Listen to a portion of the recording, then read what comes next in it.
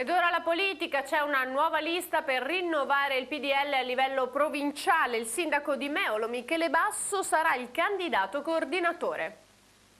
Il PDL ha bisogno di cambiamento, rinnovo, volti nuovi. È emerso questa mattina all'incontro regionale a Padova. Servirebbero volti nuovi dappertutto, però questo sono io il primo a dirlo. Molti hanno fatto il loro tempo. Io lo dico, so che mi attirerò antipatie e tutto, ma io credo che il vero dramma, il vero errore di questo partito in questi 18 anni sia stato quello di legarsi troppo a facce che ormai sono vecchie. Spazio ad una politica giovane dunque, che è anche l'obiettivo principale di una nuova lista, la lista per il cambiamento, che sarà presentata al congresso provinciale dell'11 febbraio e che vedrà Michele Basso, sindaco di Meolo, candidato a coordinatore provinciale.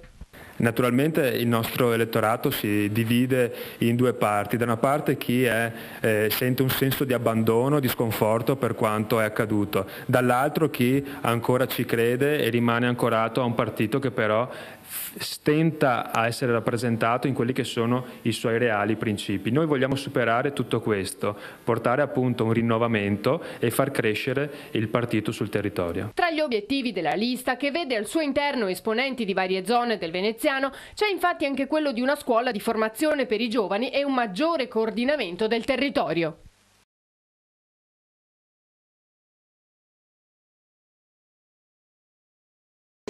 E avanti, Meolo è lui.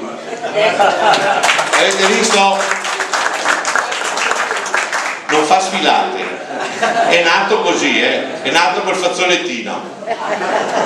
Però non è il rappresentante che noi conoscevamo di quel partito di plastica iniziato qualche anno fa. È uno che ha due palle così. Ha un gruppo, ha fatto un gruppo in consiglio comunale, ha vinto il consiglio comunale mandando via dopo 25 anni i comunisti, tanti con